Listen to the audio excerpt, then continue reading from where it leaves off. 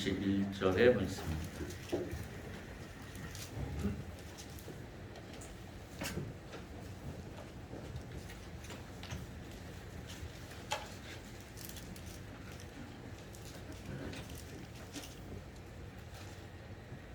제가 가지고 있는 신약성경 393면 정도 있습니다. 다 찾으셨으면 우리 한 목소리로 같이 합독하겠습니다. 합독할 때 주님의 음성 듣길 원합니다. 우리가 사랑함은 그가 먼저 우리를 사랑하셨습니다. 누구든지 하나님을 사랑하노라 하고 그 형제를 미워하면 이는 거짓말하는 자니 보는 바 그 형제를 사랑하지 아니하는 자는 보지 못하는 바 하나님을 사랑할 수 없느니라. 우리가 이 계명을 주께 받았나니 하나님을 사랑하는 자는 또한 그 형제를 사랑할지니라. 아멘. 우리의 신앙은 복음으로 이루어진 것입니다. 복음이라는 것은 하나님의 사랑입니다. 그 하나님의 사랑을 통해서 저와 여러분이 이 시간 이렇게 귀한 자리에서 하나님께 예배드리고 있는 것입니다. 그래서 세상 사람들은 종교를 논할 때 저는 우리가 믿는 하나님 그리고 예수 그리스도로부터 구원받은 저와 여러분의 신앙의 삶을 종교라고 표현하고 싶지는 않습니다. 그렇지만 세상 사람들이 구분할 때 종교의 기독교는 십자가라는 상징을 갖고 있다는 것을 알고 있습니다. 이 십자가라는 것은 여러분도 알다시피 로마 시대 때 최고의 형벌이었던 그러한 어떻게 보면은 세상에서 가장 추악하고 더럽고 그리고 가장 고통스러운 그러한 모형이라고 볼 수 있습니다. 그런데 왜 그 기독교는 십자가를 상징으로 삼았는가? 이 십자가는 가로와 세로의 그러한 나무를 통해서 이루어진 것이죠. 그래서 이 십자가를 통해서 우리 하나님께서 우리에게 주신 사랑과 또 그 사랑을 가지고 이웃을 향한 사랑, 이러한 사랑의 이정표를 나타내기 위한 그러한 모습을 가지고 저와 여러분이 하나님의 귀한 은혜의 삶을 살아가고 있다는 것입니다. 그래서 이 십자가는 사랑의 증표입니다. 이 사랑의 증표인 이 십자가가 왜 하필이면 그 당시 최고의 형벌이었던 그러한 죄수대의 그러한 모습을 통해서 이루어졌는가? 그 이유는 단 한 가지입니다. 하나님의 사랑을 완성하기 위해서 이 땅에 오신 예수 그리스도가 그 십자가에 달려 죽으셨기 때문입니다.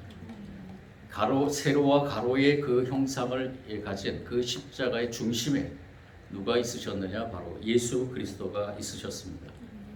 그래서 우리는 이 십자가를 통해서 하나님의 사랑을 깨닫고 또 하나님의 사랑을 누리며 하나님의 사랑을 이웃에게 전하고 있는 것입니다. 이 십자가의 형태는 그래서 저와 여러분에게 아마 가장 소중한 것으로 알고 있습니다. 어느 교회를 가든 하나님이 세우신 교회에게는 이 십자가가 반드시 그래서 있습니다.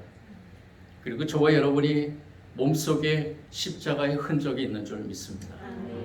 하나님의 그 사랑의 흔적을 저와 여러분이 가지고 살고 있다는 것입니다. 그렇지 않은 사람들이 지금 이 시간에 나와서 예배 드릴 리가 없는 것입니다. 예배라는 것은 바로 하나님의 그 사랑의 십자가를 덧입은 사람만이 드릴 수 있는 최고의 어떻게 보면 고백이고 또 하나님이 주신 우리에게 주신 선물입니다. 만약에 그 십자가가 우리의 가슴에 우리 심령에 새겨지지 않으면은 이 예배 시간에 아마 여러분들이 그 심령에 새겨지지 않은 사람들은 이 예배가 거부감을 가질 것입니다. 저와 여러분이 이렇듯 하나님의 사랑을 덧입은 사람들로서 이 땅에서 하나님의 백성으로 살아가고 있다는 것입니다.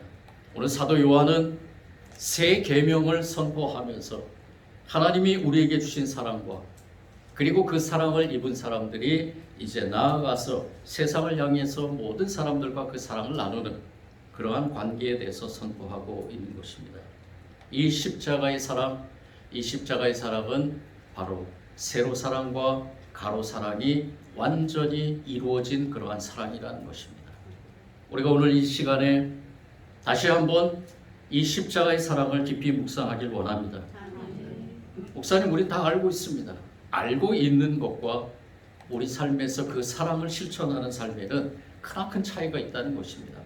오늘 우리를 돌아보면서 오늘 이 시간에 사도 요한을 통해서 하나님께서 우리에게 주신 그 새 계명을 가지고 이제 이 시간 이후부터 세상에 나가서 다시 한번 우리가 일어서서 하나님 사랑을 살아가는, 세상을 향해 우리가 그 사랑을 나누는 그러한 삶을 살아가는 저와 여러분이 되기를 원합니다.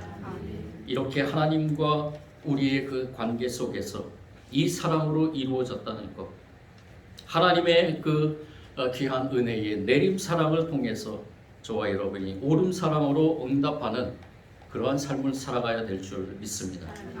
그런데 이 사랑은 이 세상의 사랑과 비교할 수 없는 사랑이죠. 이 세상에는 많은 사랑들이 있습니다. 부부간의 사랑, 또 친구와의 사랑, 형제간의 사랑, 많은 사랑들이 있지만은 이 사랑과 하나님의 사랑과는 비교할 수 없는 사랑이라는 것이죠. 우리가 잘 알고 있다시피 이성적인 사랑, 이 사랑의 속성은 독점이라고 어떤 분이 이렇게 표현하더라고요. 어떤 글에 어느 두 부부의 이야기가 실려져 있는데 이 두 부부의 남편은 의사고 그리고 부인은 신장이 좋지를 않아서 두 개의 신장이 모두 작동하지 않는 그러한 상태에 있었던 두 부부입니다. 그런데 이 남편이 이 아내를 사랑했기 때문에 그 신장 하나를 떼어서 주게 됩니다. 다행히 참 이러한 경우가 드문데 남편의 그 장기가 아내 신체에 매치가 되는 그러한 어떻게 보면은 좋은 그러한 축복이라고 볼 수 있겠죠. 그런 가운데서 남편이 이 아내에게 신장 하나를 기증해 줍니다. 그래서 이 아내가 살아났고, 그리고 이 아내와 남편이 그 남편의 신장 하나를 가지고 살아가는데, 그런데 뜻하지 않게 이 아내가 다른 사람과 눈이 맞게 됩니다. 다른 남자와 사랑에 빠지게 되었다는 것이죠. 그래서 이 사랑이라는 이름을 붙이면서 이 남편에게 이혼을 요구합니다. 이 남편이 자기가 준 신장을 또 돌려달라고 얘기를 합니다. 신장을 주지 않으면 20억을 달라고 재판에 회부했다고 합니다. 자, 이 사랑은 과연 어떠한 사랑일까요? 처음에 죽지 못해 안달났던 그 두 사람의, 그 두 부부의 그 사랑은 영원할 수 있을 것이라고 생각하며 그 사랑을 지속해 갔지만 결국에는 이러한 파국으로 치닫는 그러한 현상을 보게 됩니다. 이것뿐만이 아니죠. 부모와 자식 사이에도 사랑이 때로는 이기적인 모습으로 나타날 수 있습니다. 교심은 지극한데 자기 부모밖에 모르는 사람들이 많고, 또 자식 사랑은 뜨거운데 제 자식밖에 모르는 사람들이 있습니다. 친구의 사이의 우정도 때로는 이기적이고 자기 중심적인 모습을 드러내죠. 이렇듯 인간적인 사랑은 대개가 다 이렇게 자기 중심적인 그러한 사랑이라고 볼 수 있습니다. 그렇지만 하나님의 사랑은 하나님만 바라보도록 만들지 않고 이웃을 바라보게 만듭니다. 하나님을 진실하게 사귀면 하나님 앞에 내가 얼마나 보잘것없는 존재며 그 보잘것없는 존재를 하나님께서 얼마나 귀하게 여기시는지를 깨닫게 됩니다. 동시에 나만이 아니라 다른 사람들까지도 그렇게 귀하게 여기신다는 것을 깨닫게 되죠. 그렇기 때문에 인간 한 사람의 그 영원한 가치에 눈을 뜨게 됩니다. 사회에서는 한 사람의 자본 가치에 따라 그 사람의 등급을 매기게 되지만 하나님과 사귀는 사람은 모든 사람을 있는 그대로 영원한 가치를 가진 존재로 귀하게 여깁니다. 그렇기 때문에 하나님과의 진실한 사귐은 이웃과의 사귐을 가능하게 하며 우리가 하나님의 사랑을 경험하면 그 사랑으로 이웃을 사랑하지 않을 수 없게 되는 것입니다. 어떤 분이 이런 질문을 하더라고요. 왜 기독교는 다른 종교들을 사랑하지 않느냐? 출애굽기 20장 5절의 말씀을 들면서 이렇게 얘기를 합니다. 출애굽기 5장 20절 말씀은 거기에 질투하는 하나님이라는 말이 나옵니다. 하나님은 질투하는 하나님이라는 것이죠. 우상을 만들지 말고 오직 하나님께만 경배하고 하나님께만 영광 돌려야 된다. 하나님은 질투하는 하나님이다 라는 그러한 말씀이 나옵니다. 이런 이 말씀을 예를 들면서 하나님의 사랑도 이기적이고 자기 중심적인 사랑이 아닙니까? 라는 얘기를 합니다. 하나님도 자기만 사랑해 달라고 위협하는 거 아닙니까? 이러한 얘기를 합니다. 그런데 이러한 질문을, 이 말씀을 가지고 이러한 질문을 한 사람은 그 말씀을 오해한 사람입니다. 잘못 해석한 사람들이죠. 여기에서 얘기하는 질투하는 하나님이라는 것은 열정을 가진 하나님입니다. 구약학자인 월터 브루그만은 이 질투하는 하나님을 열정을 가진 하나님으로 이해해야 된다고 말합니다. 하나님은 뜨거운 가슴을 가진 분이라는 것이죠. 예수 그리스도께서 아바 아버지라고 부르는 하나님은 뜨거운 가슴을 가지고 우리를 사랑하는 분이라는 것입니다. 그런데 이 사랑은 누구를 향한 사랑이느냐? 바로 저와 여러분 한 사람 한 사람을 향한 사랑입니다. 사람을 향한 사랑입니다. 그런데 저와 여러분만이 아니라 이 세상에 존재하는 모든 사람들 한 사람 한 사람 다 하나님은 이 뜨거운 가슴을 가지고 사랑한다는 것입니다. 이기적인 그러한 하나님이 아니라 질투하는 하나님은 바로 그러한 뜻을 가지고 있다는 것입니다. 한 사람 한 사람을 그냥 대충 사랑하는 것이 아니라, 형식적으로 사랑하는 것이 아니라, 백성을 삼기 위한 그런 도구로 사용하는 것이 아니라 정열적으로 뜨겁게 그렇게 사랑한다는 것입니다. 자기 아들을 내어줄 정도로 사랑한다는 것입니다. 그 사랑은 저와 여러분뿐만이 아니라 이 땅에 있는 모든 사람, 불교를 믿는 사람이든 이슬람교를 믿는 사람이든 어떠한 사람이든 하나님은 그 사람을 사랑한다는 것입니다. 그런데 잘못된 길을 가서 그 하나님의 사랑을 깨닫지 못하고 죽음의 길을 가는 우상을 섬기며 우상 숭배하며 세상의 최고의 가치가 그곳에 있느냐 잘못된 진리를 향해서 가는 그 사람들을 향해서 하나님께서는 경고의 메시지를 보내면서 나를 사랑해 달라고 말씀하는 것입니다. 내가 너를 정열적으로 사랑한 것처럼 너도 나를 그렇게 사랑하기를 원한다라는 말씀입니다. 하나님이 거짓말하는 것이 아니라 하나님이 자기 중심적이고 이기적인 그러한 사랑을 하는 것이 아니라 이것은 만민 모두를 향한 사랑이며 이 사랑을 통해서 저와 여러분이 그 사랑 안에서 살기를 원하시는 것입니다.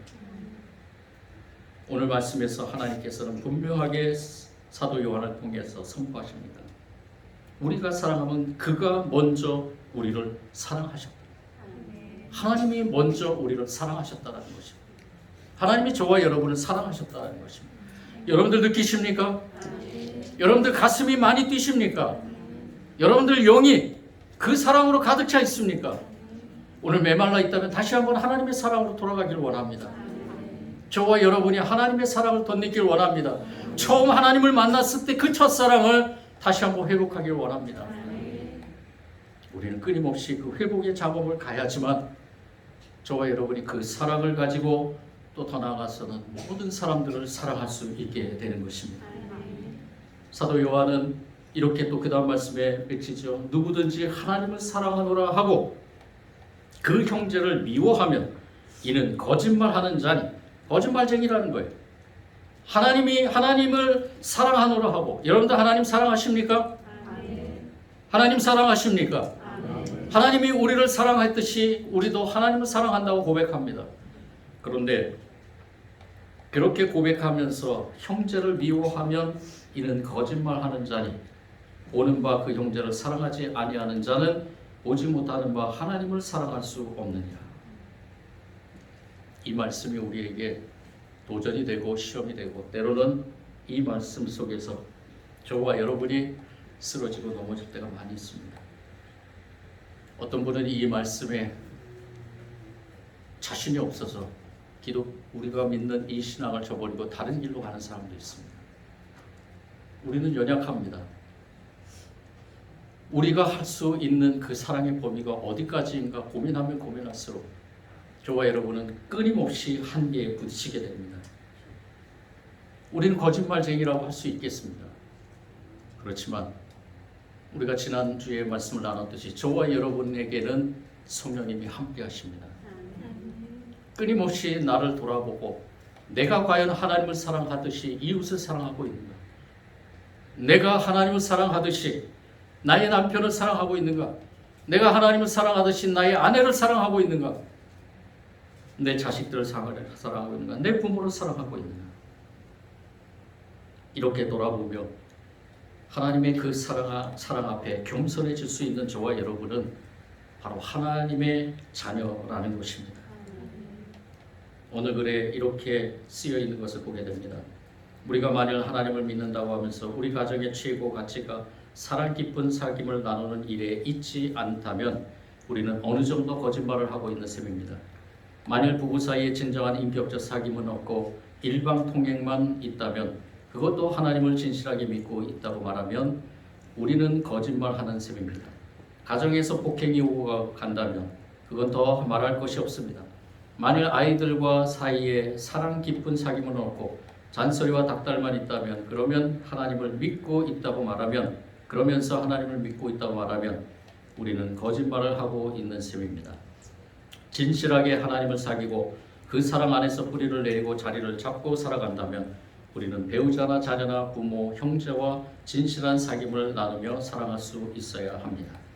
우리 교회가 하나님을 깊이 사귀는 사람들의 모임이라면 우리 중에는 진정한 사귐과 나눔이 있어야 합니다. 다른 사람에 대한 진실한 관심이 있어야 합니다. 서로를 돌아보는 마음이 있어야 합니다. 오랫동안 함께 신앙생활을 한 사람과도 그래야 할 뿐 아니라 처음 보는 사람에게도 그럴 수 있어야 합니다. 인간적인 관심사 때문이 아니라 혹은 사업적인 목적을 숨기고 사람에게 접근하는 그런 것 말고 아무 조건도 숨겨진 목적도 없이 다른 사람에게 관심을 두고 다가가며 귀 기울이고 사귀려는 타인에 대한 순수한 관심과 배려가 있어야 합니다. 그런 변화가 없다면 오늘 이 말씀에처럼 우리는 거짓말하는 사람이 되어버리고 맙니다. 이 요한일서 4장 20절의 말씀을 빗대어서 이렇게 글을 썼습니다. 우리는 과연 거짓말쟁이인가?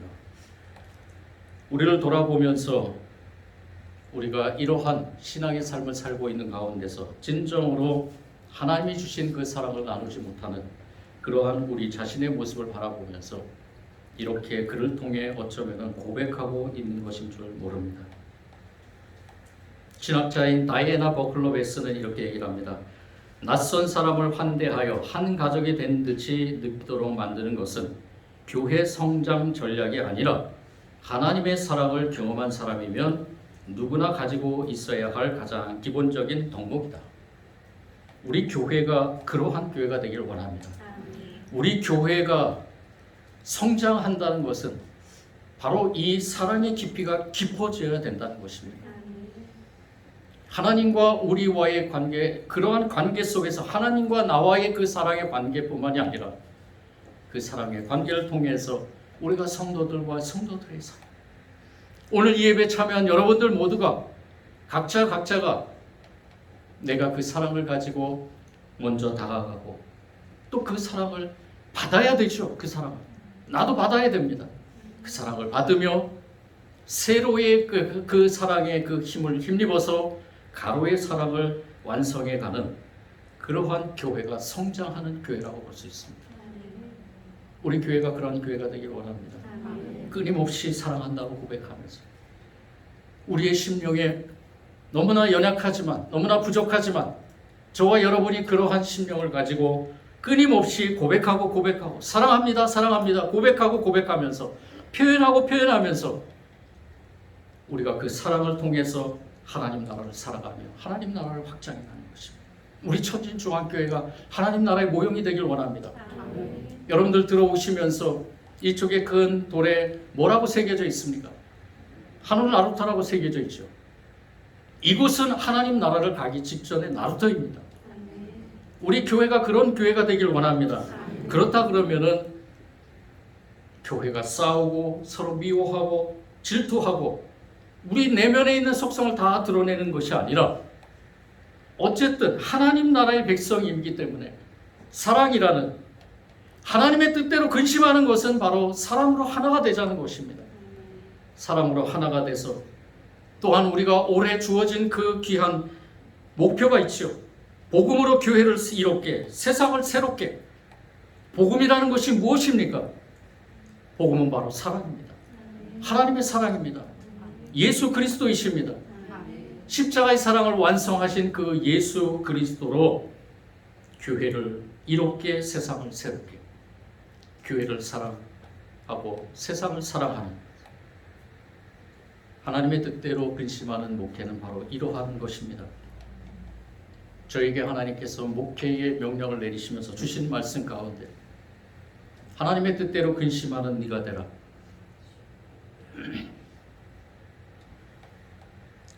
네가 가는 교회는 하나님의 뜻대로 근심하는 교회가 되기를 원한다. 이렇게 주신 말씀 가운데 가장 중요한 핵심은 무엇이었느냐? 바로 하나님의 사랑으로 하나가 되어야 된다는 것입니다. 하나님의 사랑으로 하나가 되는 그러한 교회. 여러분, 최소한 저와 여러분은 거짓말쟁이가 아니라 거짓말쟁이를 탈피해 나가는 그러한 진실된 하나님의 백성이 될 줄 믿습니다. 우리가 계속해서 고백하지만 우리는 연약한 존재고 그리고 사랑에 있어서도 연약한 존재라는 것. 저와 여러분이 늘 고백하면서 나아가지만 나는 아직도 멀었어. 나는 부족해. 그렇지만 거기에서 안주하지 말고 거기에서 또 이 말씀을 내 말씀으로 내 말씀이 아니다라고 생각하지 말고 이 부족한 가운데서 다시 한번 주님의 그 사랑을 덧입는 저와 여러분이 되기를 원합니다. 저도 마찬가지입니다. 부족함을 느낄 때가 너무나 많습니다.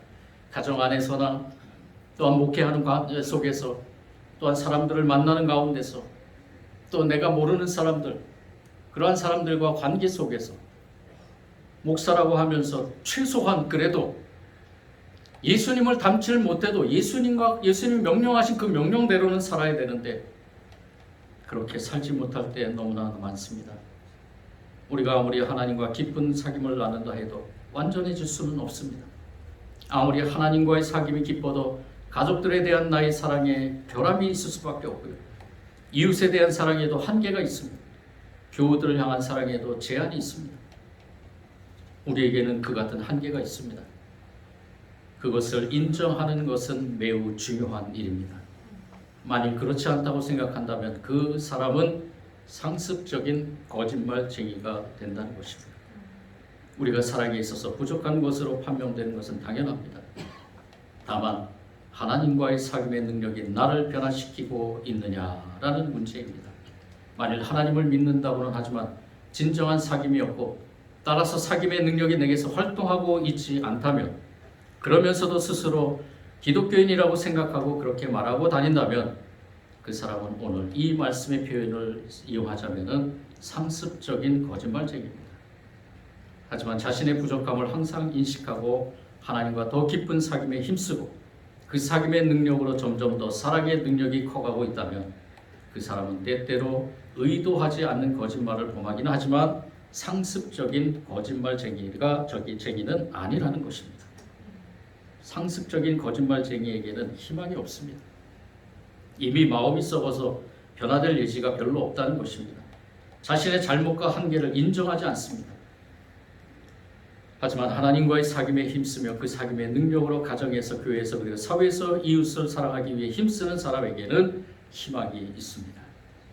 인간적인 한계 때문에 때로는 넘어지기는 하지만 그래서 때로는 거짓말하는 것처럼 보이지만 그것을 부끄럽게 여기고 더 큰 은혜를 구하며 날마다 성장해 나갈 것이기 때문입니다. 결론은 하나입니다.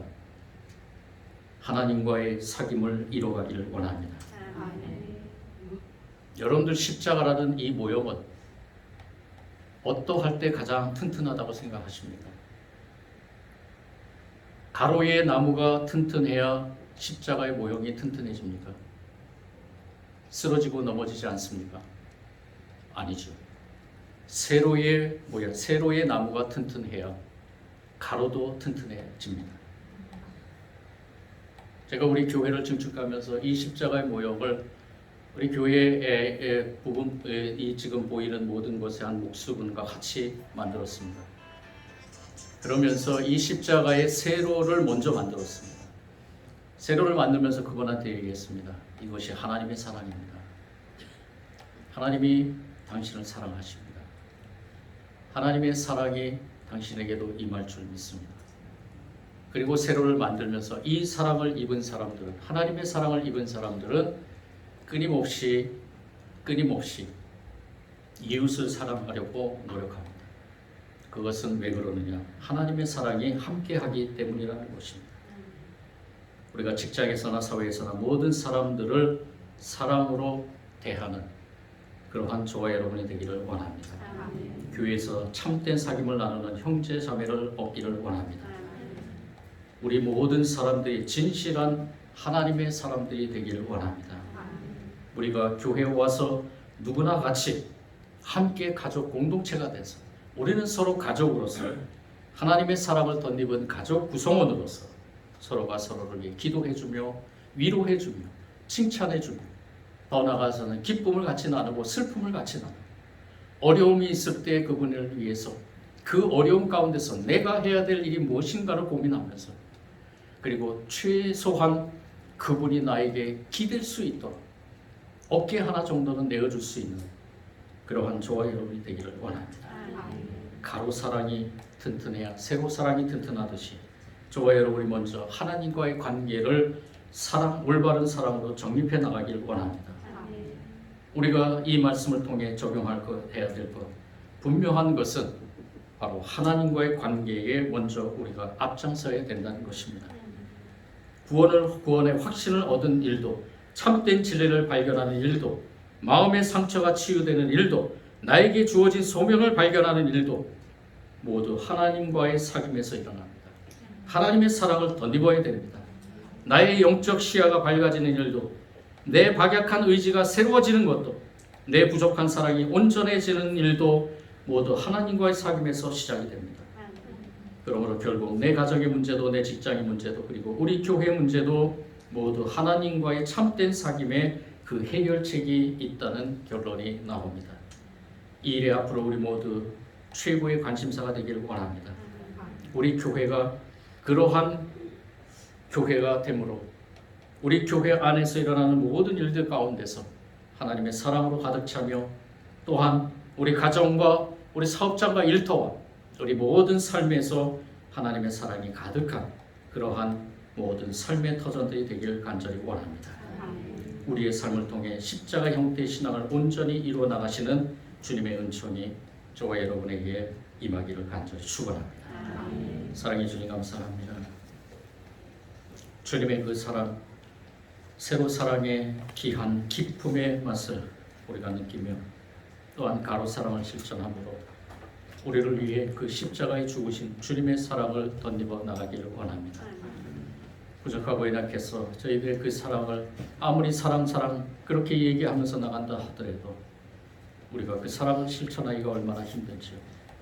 그렇지만 우리는 늘 고민하며 근심하며 하나님의 뜻대로 근심하는 가운데 주님의 사랑을 덧입어 나가길 소원합니다. 그리고 그 사랑을 나누길 원합니다. 세로 사랑과 가로 사랑의 이 십자가 사랑을 실천할 수 있는 힘과 용기와 지혜를 허락하여 주옵소서. 감사드리며 예수님 이름으로 기도드립니다.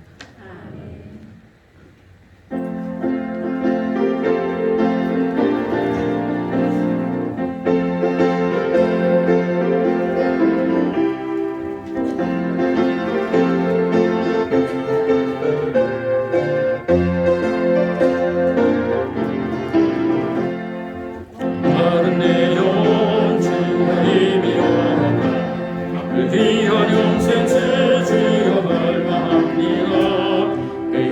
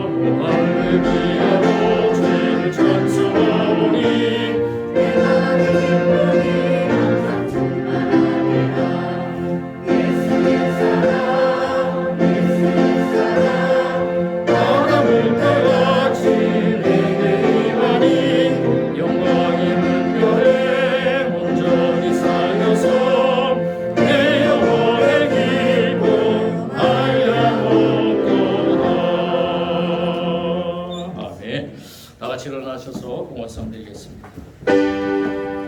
모든 것이 주께로부터 왔으니 이 예물을 주께 드리나이다.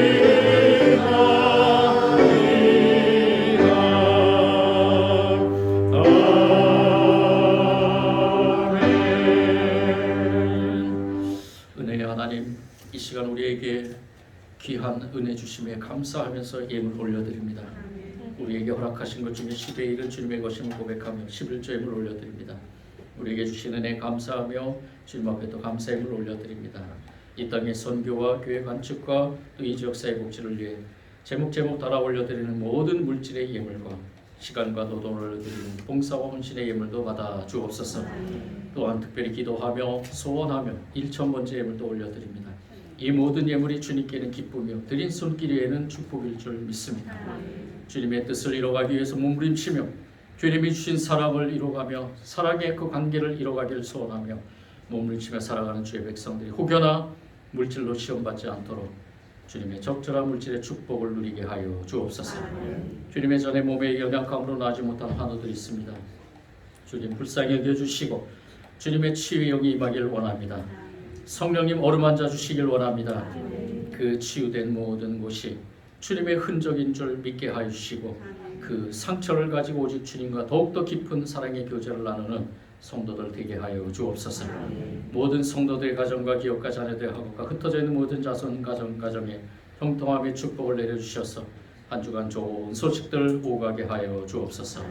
이 모든 예물 주님의 나라가 확장되는 데 귀하게 쓰일 줄 믿고 감사드리며 예수님 이름으로 기도드립니다. 아멘.